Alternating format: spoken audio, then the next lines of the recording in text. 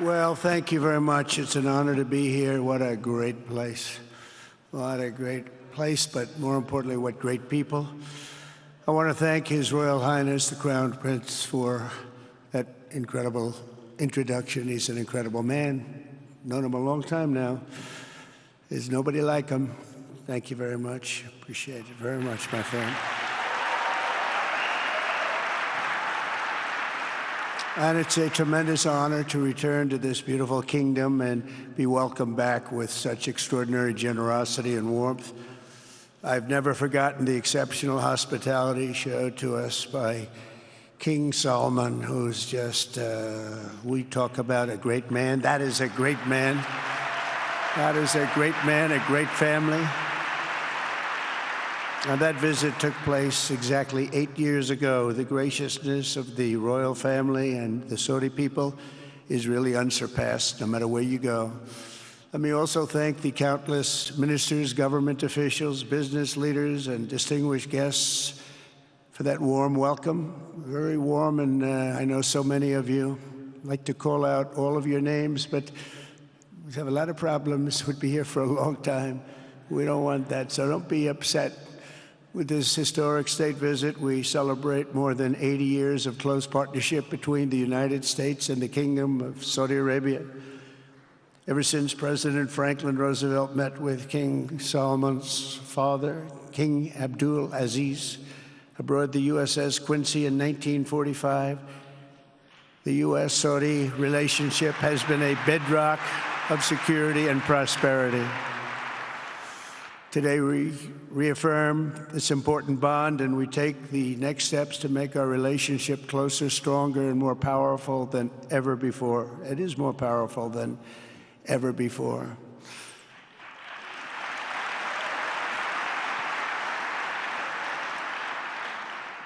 And by the way, it will remain that way. We don't go in and out like other people. It will remain that way.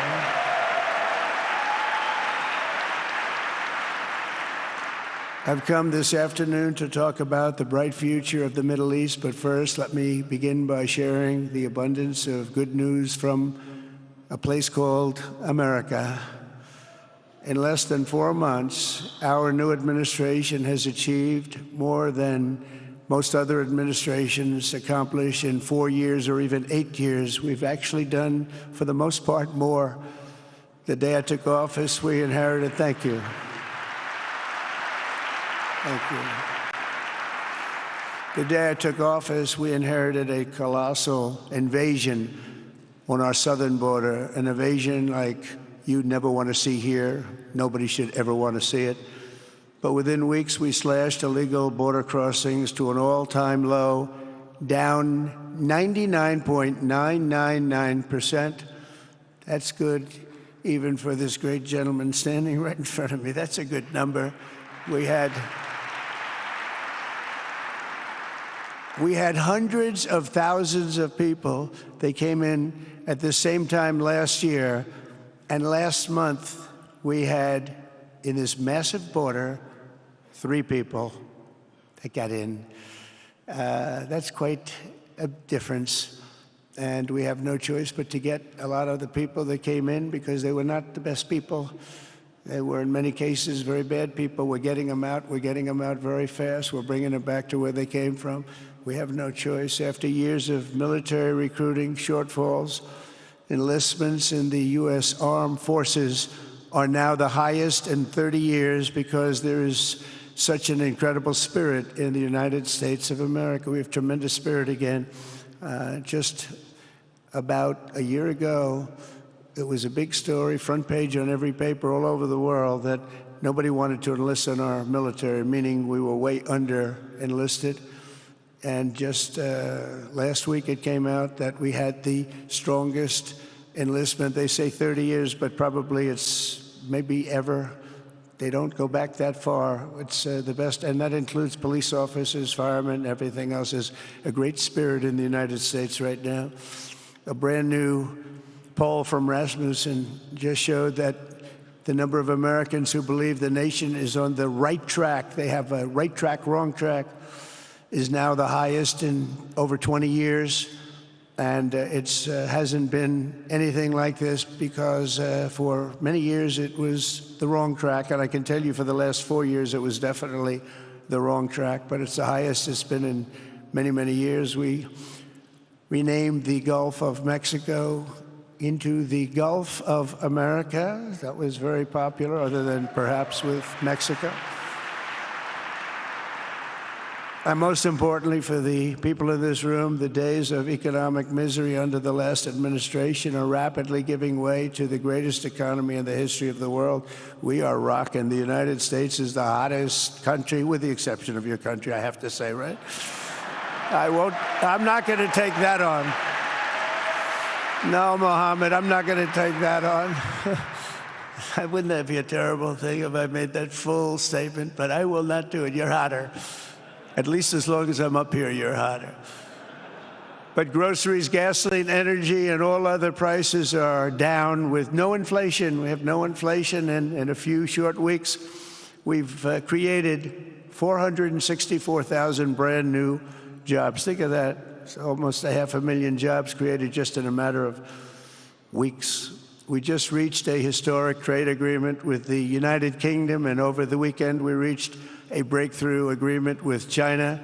Both outstanding deals. China's agreed. We have to get it down. We have to get the little details down. And Scott, you're going to work on that very hard, but China's agreed to open up to the United States for trade and everything else.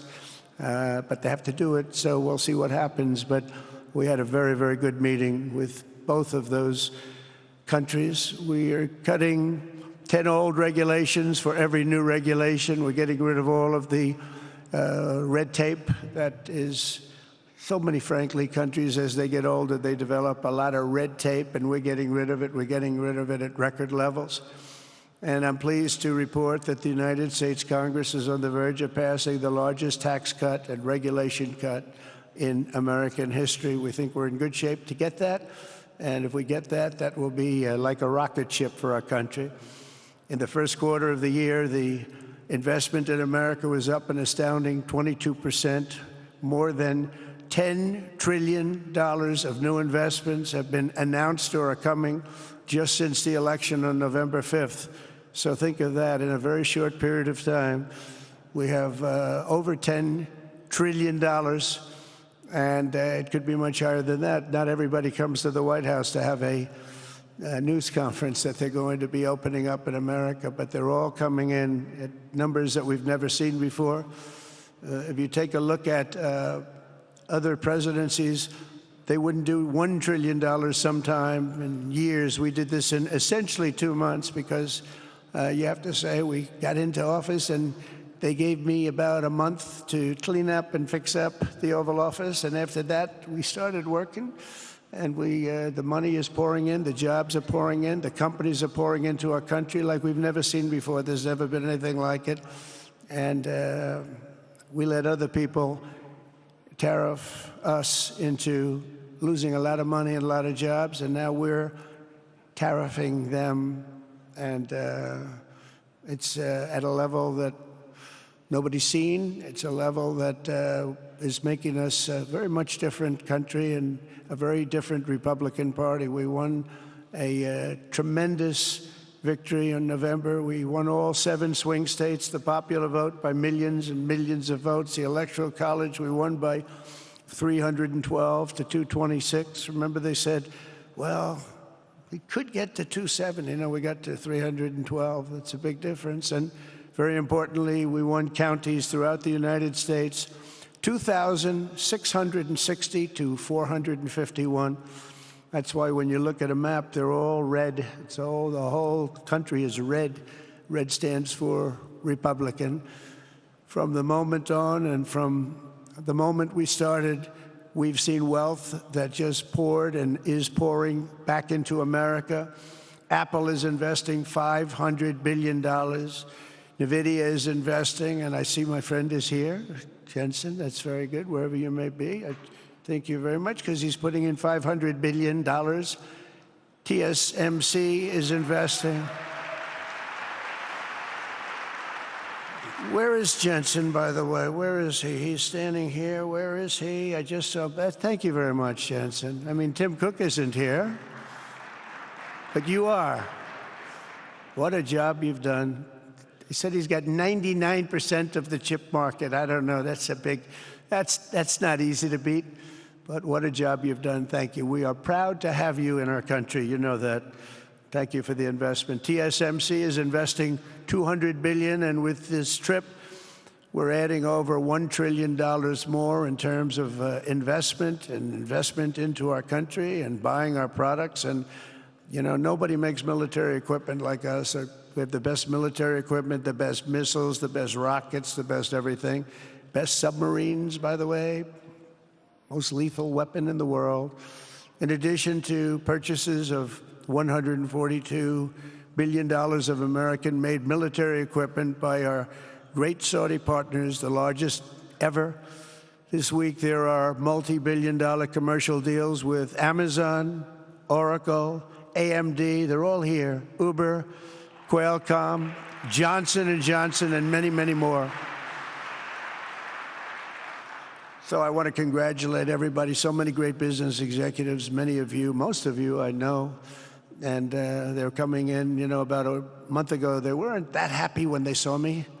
And now they're saying, sir, you're doing a great job. Thank you very much. It's amazing what a rising market will do. Oh, it's going to get a lot higher. In fact, I told people 5 weeks ago, this is a great time to buy. I got criticized for that. Now they don't criticize me anymore. People should have listened. But it's going to go a lot higher. You see, we've never had anything like this happen. It's an explosion of investment and jobs, and great companies are coming in. Never seen anything like it. There's no better place to make a future or make a fortune, or do anything, frankly, than what we have in the United States of America under a certain president, Donald J. Trump. I have the right attitude. I have the same attitude that the people in the front row, second row, third row have. As you get back, perhaps they start to wane a little bit in terms of their view. But they understand, and we're doing what a lot of smart people would do. And we're not necessarily being politically correct. You saw what we did yesterday with health care. We've cut our health care by 50 to 90%. You're going to see drugs and pharmaceuticals come down at numbers that nobody has ever seen. And drugs, pharmaceuticals, we think will be dropping. And it will be a redistribution of costs with other nations, which really took advantage of a very nice group of people that ran our country.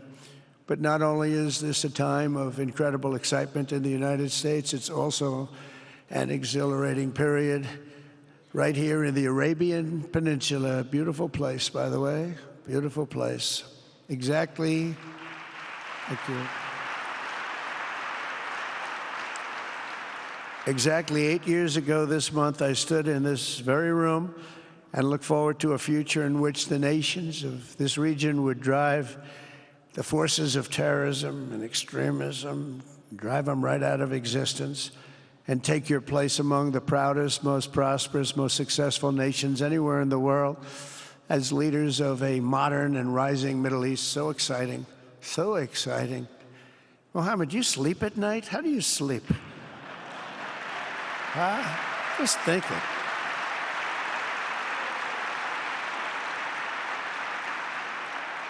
What a job. He tosses and turns like some of us. Tosses and turns all night. How do I make it even better all night? It's the ones that don't toss and turn. They're the ones that will never take you to the promised land, won't they?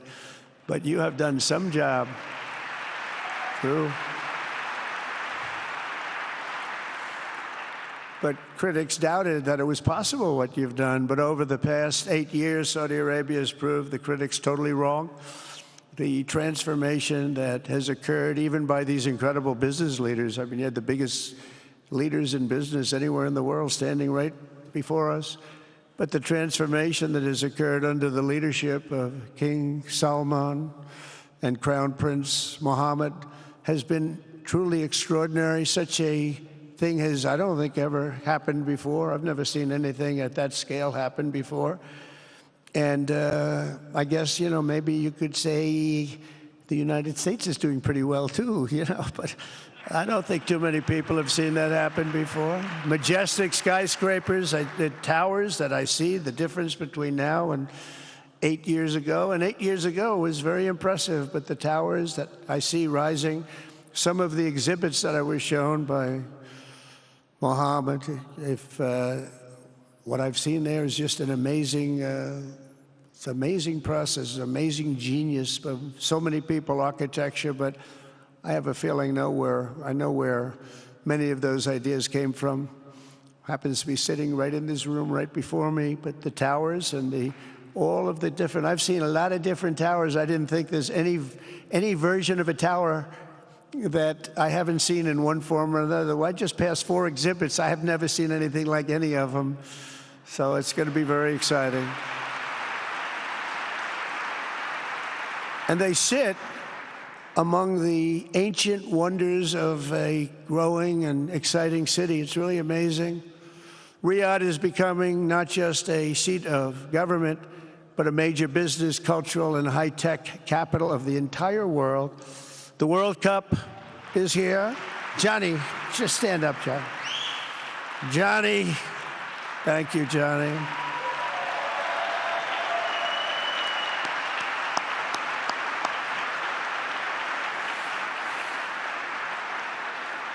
Great job, Johnny, great job. But the World Cup and the World Expo will soon be coming here, just like the World Cup is coming to the United States. It's going to be really exciting next year. The engines of Formula One racing now roar through the streets of Jeddah in a historic milestone. Other industries recently surpassed oil. Think of it. All of your other industries now have surpassed oil. I don't know if a lot of people will understand what that means. It's so big to make up a majority of the Saudi economy for the very first time ever. So think of that. Other industries are now bigger even than oil, which is always going to be a big monster. It's a big one. But that's a great tribute to you and economic development properly used. In other cities throughout the peninsula, places like Dubai and Abu Dhabi, Doha, Muscat, the transformations have been unbelievably remarkable. Before our eyes, a new generation of leaders is transcending the ancient conflicts of tired divisions of the past and forging a future where the Middle East is defined by commerce, not chaos, where it exports technology, not terrorism, and where people of different nations, religions, and creeds are building cities together, not bombing each other out of existence. We don't want that.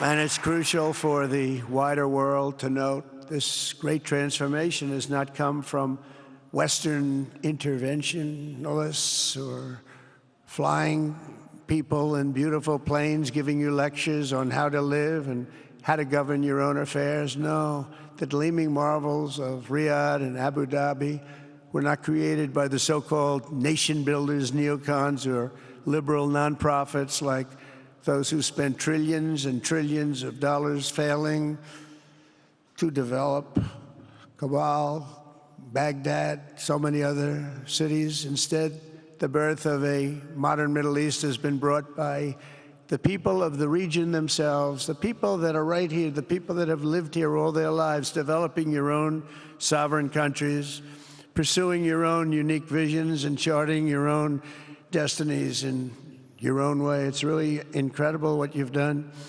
In the end, the so-called nation builders wrecked far more nations than they built, and the interventionists were intervening in complex societies that they did not even understand themselves. They told you how to do it, but they had no idea how to do it themselves.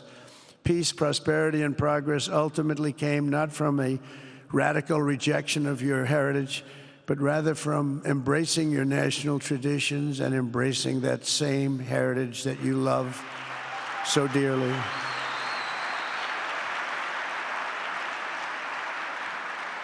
And it's something only you could do. You achieved a modern miracle, the Arabian way. That's a good way.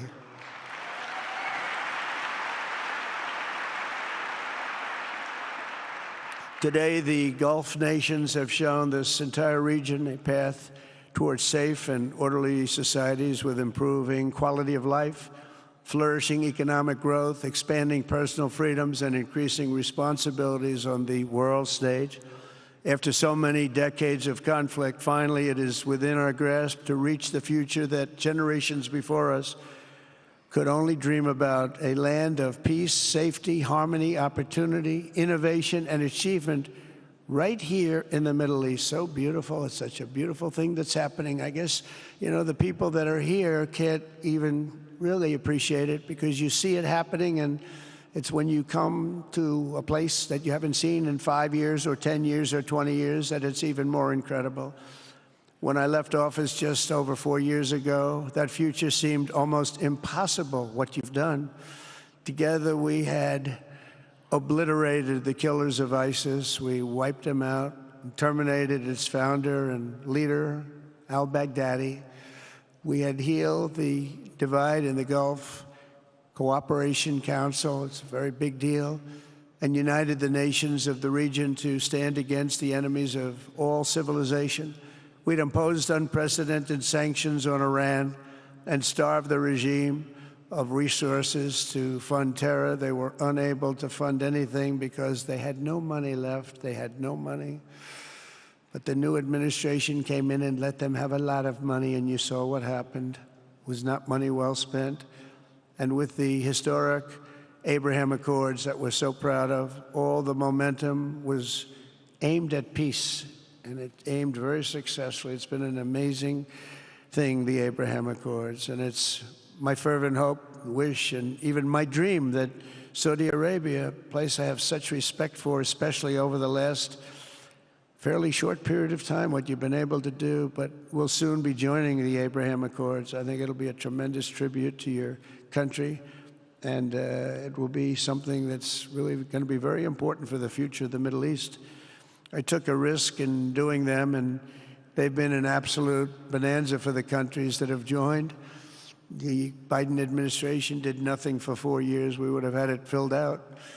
But it will be a special day in the Middle East with the whole world watching when Saudi Arabia joins us, and you'll be greatly honoring me, and you'll be greatly honoring all of those people that have fought so hard for the Middle East. And I really think it's going to be something special, but you'll do it in your own time, and that's what I want, and that's what you want, and that's the way it's going to be.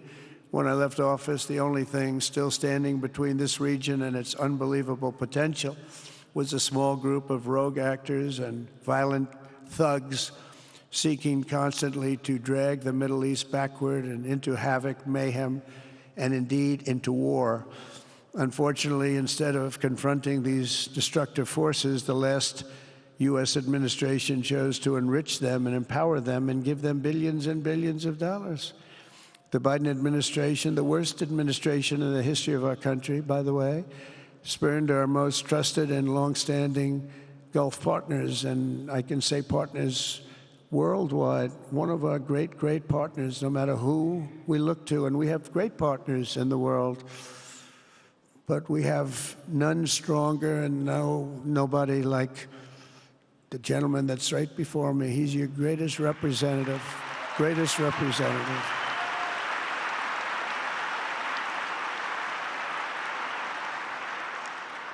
And if I didn't like him, I'd get out of here so fast. You know that, don't you? He knows me well. I do. I like him a lot. I like him too much. That's why we give so much, you know? Too much. I like you too much. Great guy. They lifted sanctions on Iran in exchange for getting nothing, and sent the regime tens of billions of dollars to fund terror and death all over the world. And they laughed at him. They laughed at our leader. And they're still laughing at our leader. They thought him a fool. And they made nothing but trouble ever since, including the funding of October 7th, one of the worst days ever in the history of the Middle East. Horrible day. Biden removed the Houthis from the list of foreign terrorist organizations, even while missiles and drones were being launched right here at your beautiful city of Riyadh, and launched at ships if they happened to be sailing in the wrong location. The Biden administration's extreme weakness and gross incompetence derailed progress toward peace, destabilized the region, and put at risk everything we had worked so hard to build together. And when you think of the great achievements that you've made, to do it in light of a pretty hostile administration, an administration that was not a believer, it makes your achievements even greater. Makes them even greater, you know that. But in a few short months since taking office, we have achieved the swift return of American strength at home and abroad, now working with the vast majority of people in this region who seek stability and calm. Our task is to unify against the few agents of chaos and terror that are left and that are holding hostage the dreams of millions and millions of great people. The biggest and most destructive of these forces is the regime in Iran, which has caused unthinkable suffering in Syria, Lebanon, Gaza, Iraq, Yemen, and beyond. There could be no sharper contrast with the path you have pursued on the Arabian Peninsula than the disaster unfolding right across in the Gulf of Iran. Think of that. They wanted to name it that. I said, they're not going to let them do that. Do you mind if I stop that? I stopped it. We're not going to let that happen.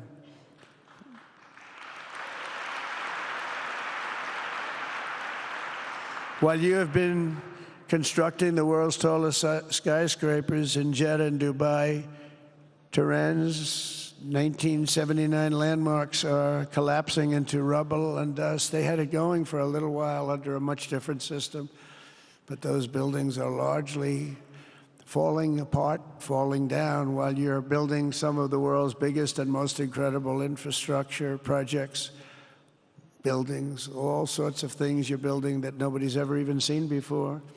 Iran's decades of neglect and mismanagement have left the country plagued by rolling blackouts lasting for hours a day. All the time you hear about it.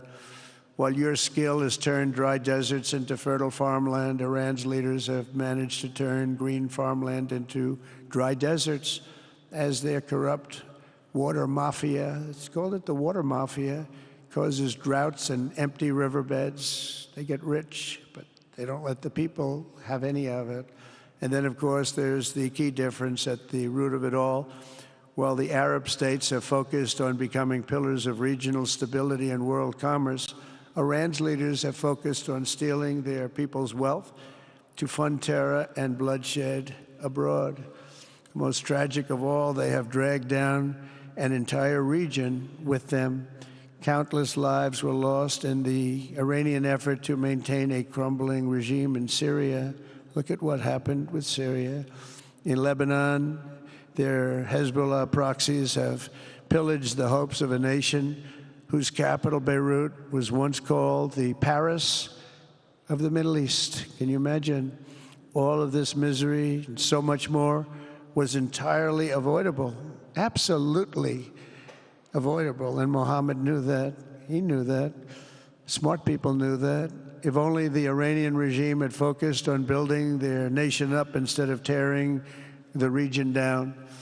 Yet I'm here today not merely to condemn the past chaos of Iran's leaders, but to offer them a new path and a much better path toward a far better and more hopeful future. As I've shown repeatedly, I am willing to end past conflicts and forge new partnerships for a better and more stable world, even if our differences may be very profound, which obviously they are in the case of Iran. I have never believed in having permanent enemies. I am different than a lot of people think. I don't like permanent enemies, but sometimes you need enemies to do the job, and you have to do it right. Enemies get you motivated. In fact, some of the closest friends of the United States of America are nations we fought wars against in generations past, and now they're our friends and our allies. I want to make a deal with Iran. If I can make a deal with Iran, I'll be very happy if we're going to make your region and the world a safer place. But if Iran's leadership rejects this olive branch and continues to attack their neighbors, then we will have no choice but to inflict massive, maximum pressure drive Iranian oil exports to zero like I did before. If you know that, they were a virtually bankrupt country because of what I did. They had no money for terror. They had no money for Hamas or Hezbollah, and take all action required to stop the regime from ever having a nuclear weapon. Iran will never have a nuclear weapon.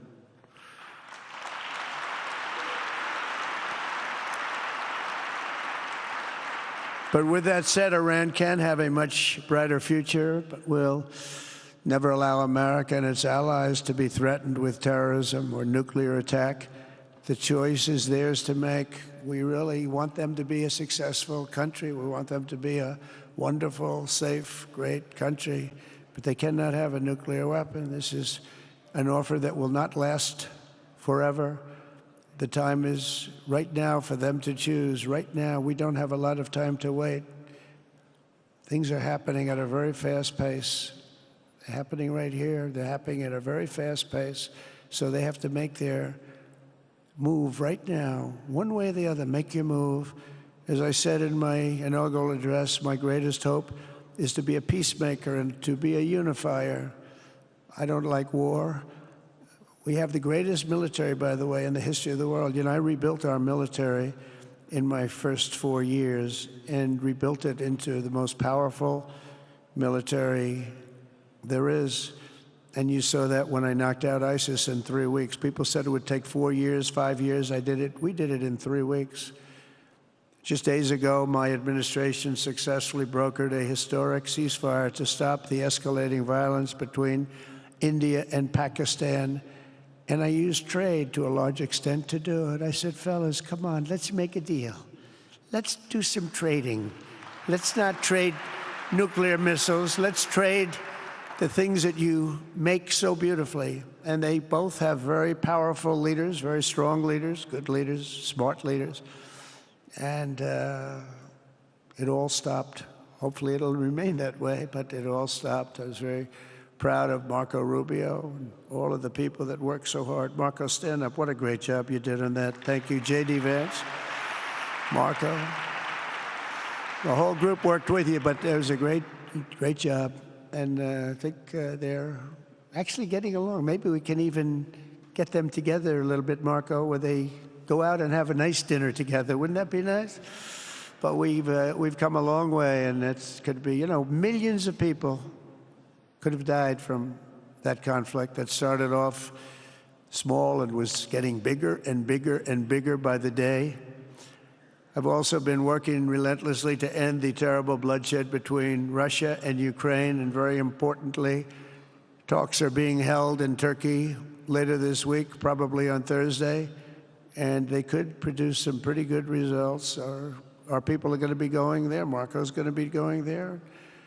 Others are going to be going, and we'll see if we can get it done. 5,000 people, young people for the most part, soldiers from Ukraine, soldiers from Russia. They're not from here, and they're not from the United States, but they're souls. They're souls. I think usually, mostly, they're young, beautiful souls that left their parents waving goodbye, left their brothers and sisters. Goodbye, I'll see you soon. And they got blown to pieces. 5,000 on average a week are dying. And people are dying elsewhere in the region, but tremendous numbers like we haven't seen since World War II are dying. And I want to stop it. I want to stop it. It's a horrible war. Would have never happened if I were president. That's a war that would have never happened. October 7th would have never happened if I were president, because Iran had no money to pay Hamas or anybody else. They had no money. They were not looking to take care of them. They had to take care of themselves. They had no money. We stopped their oil effectively with the embargoes and sanctions.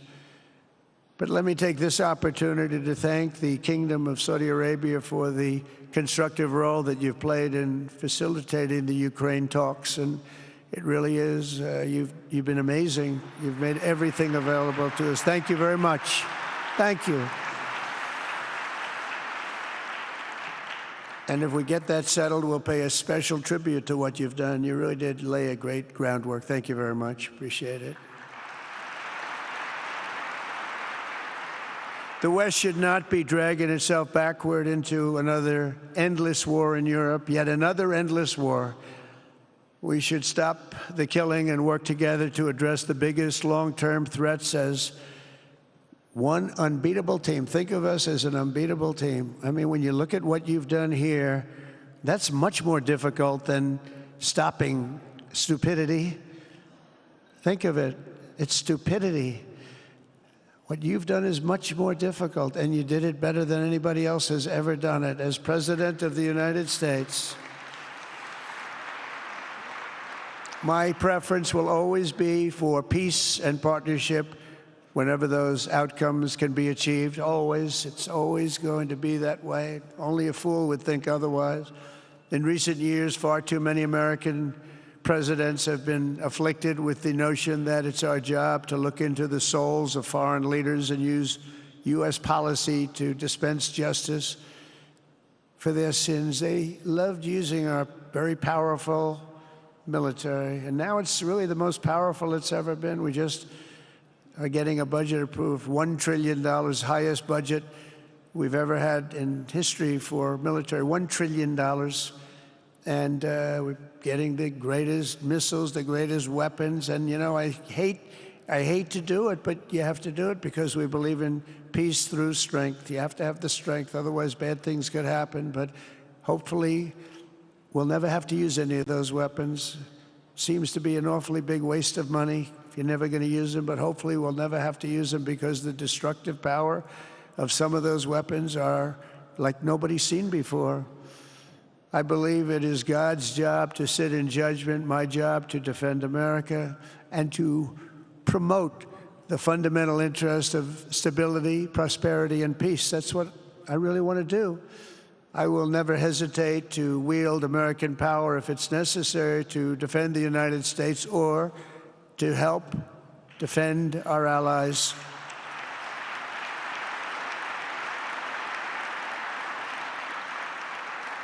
And there will be no mercy for any foe who tries to do us or them harm. We will have no mercy. They understand that. That's why I've been pretty lucky. A lot of people think, you know, he's looking to fight. He's looking to fight, and things get settled. It's an amazing thing when they really think you mean it. But we do. We have the greatest military, the strongest military, stronger than any. Nobody's even close. We have the best weapons in the world. But we don't want to use them. If you threaten America or our partners, however, then you'll be faced with overwhelming strength and devastating force. We have things that you don't even know about, you don't hear about, and if you did, you'd say, wow. In recent weeks, following repeated attacks on American ships and freedom of navigation in the Red Sea, the United States military launched more than 1,100 strikes on the Houthis in Yemen. As a result, the Houthis agreed to stop. They said, we don't want this anymore. It's the first time you've heard that from them, too. They're tough. They're fighters. But just days ago, we were asked to cease targeting commercial. They were not going to be targeting commercial ships in any way, shape, or form, or anything American. And they were very happy that we stopped. But we had 52 days of thunder and lightning like they've never seen before. This was a swift, ferocious, decisive, and extremely successful use of military force. Not that we wanted to do it, but they were shooting down ships. They were shooting at you. They were shooting at Saudi Arabia. We don't want them shooting at Saudi Arabia, if that's okay. So we hit them hard. We got what we came for, and then we got out. Since January 20th, the U.S. military has terminated 83 terrorist leaders operating across Iraq, Syria, and Somalia, including ISIS's #2 global leader. You read about that just recently. With the help of Pakistan, we apprehended the ISIS terrorists responsible for the attack on 13 American service members at Abbey Gate, that horrible, horrible disaster. During this Afghanistan withdrawal, you know, that's another thing that we don't even think about so much anymore. 13 died, but 42 were horribly wounded. But hundreds of people died overall, because I count the people on the other side. Hundreds of people just grossly incompetent. It's probably why Putin decided to go into Ukraine, something he never would have done if I were president. But we wouldn't have had the problems of October 7th if I were president. We wouldn't have had Ukraine, Russia if I were president. We wouldn't have had Abbeygate because there wouldn't have been any reason we were getting out, but we were getting out with dignity and with strength and power. But the way they got out was not good. I think it was the most embarrassing moment in the history of our country. And we've been working tirelessly to bring back all hostages held by Hamas. We brought back a lot already, but we're bringing back more. This weekend, we successfully negotiated the release of the last American hostage, Edan Alexander. Just came out a few hours ago, and we continue to work to get that war ended as quickly as possible. It's a horrible thing that's taking place. All civilized people must condemn the October 7th atrocities against Israel, which would never have happened again if you had probably a different president, but definitely if you had me as president. The people of Gaza deserve a much better future, but that will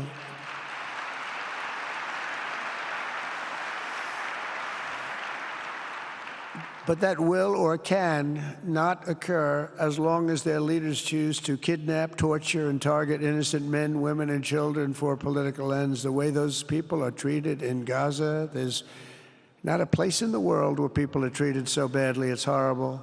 After years of suffering, two of the nations most ravaged by terror are finally beginning to end their long nightmares under the new generation of leaders. In Lebanon, where a friend of mine has just become the ambassador. He's going to be great. I said, you know, that could be a very dangerous job. He said, I was born there. I'm Lebanese. I love that country. I said, but it's very dangerous. You know, this is a friend of mine from New York. I said, but it's very dangerous. Are you sure you want to do it? I never thought of him as being a warrior, but he is a warrior. He loves his country. He said, if I'm injured or die, I'm dying for a country that I love. He grew up there. It's horrible what's happened in Lebanon, but you have a great ambassador, I can tell you that. In Lebanon, which has been endlessly victimized by Hezbollah and their sponsor, Iran, a new president and prime minister have brought the first real chance in decades for a more productive partnership with the United States, and we're going to work with their new ambassador and everybody else, Marco, and we're going to see if we can really help them out and let them get over that very high grid that they're going to have to get over. My administration stands ready to help Lebanon create a future of economic development and peace with its neighbors. They have tremendous people in Lebanon, doctors, lawyers, great professional people. I hear it so many times. Likewise, in Syria, which has seen so much misery and death, there is a new government that will hopefully succeed in stabilizing the country and keeping peace. That's what we want to see in Syria. They've had their share of travesty, war, killing, many years. That's why my administration has already taken the first steps toward restoring normal relations between the United States and Syria for the first time in more than a decade. And I'm very pleased to announce that Secretary Marco Rubio will be meeting with the new Syrian foreign minister in Turkey later this week. And very importantly, after discussing the situation in Syria with the Crown Prince, your Crown Prince,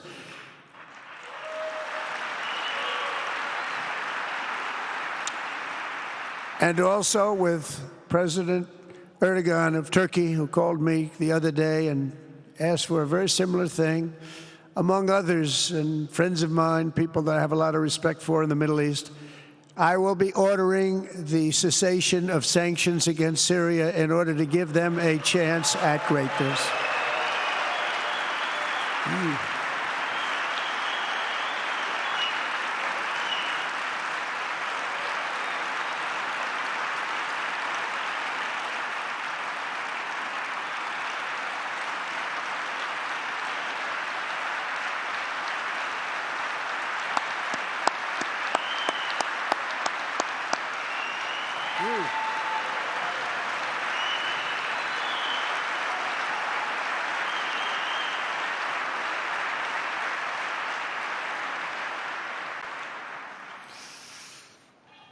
Oh, what I do for the Crown Prince. The sanctions were brutal and crippling and served as an important, really an important function, nevertheless, at the time. But now it's their time to shine. It's their time to shine. We're taking them all off, and they're going to have, I think they're going to have, based on the people and the spirit and everything else that I'm hearing about. So I say good luck, Syria. Show us something very special like they've done, frankly, in Saudi Arabia, okay? They're going to show us something special. Very good people. Everywhere we can, my administration is pursuing peaceful engagement, offering a strong and steady hand of friendship to all that will take it in good faith. Together, we have made unprecedented strides and tremendous progress, and we're still just at the dawn of the bright new day that awaits for the people of the Middle East, the great, great people of the Middle East. If the responsible nations of this region seize this moment, put aside your differences and focus on the interests that unite you, then all of humanity will soon be amazed at what they will see right here in this geographic center of the world. It really is. It's like a center of the world and the spiritual heart of its greatest faiths. For the first time in 1,000 years, the world will look at this region not as a place of turmoil and strife and war and death, but as a land of opportunity and hope, just like you've done right here, a cultural and commercial crossroads of the planet. Security and stability will lift millions into lives of safety and success, and the nations of this region will be free to realize your highest destinies, honor your proud histories, harness amazing new opportunities, and bring incredible glory to Almighty God. People will come from all over the globe to be inspired by the cities you build, the businesses you create, the technologies you invent, and the beauty, talent, and potential you unleash right in the hearts of your citizens. Each of you will be able to take tremendous pride in the legacy you will leave to your children, because you will have given them the ultimate blessings of prosperity and peace, so important. In the United States, we've launched the golden age of America. It's the golden age. We see it.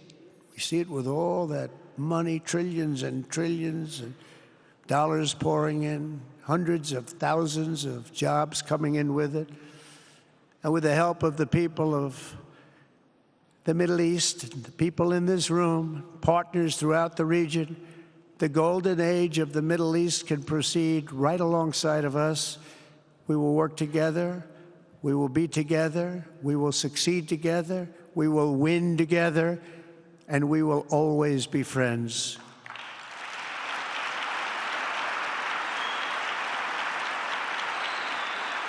Thank you.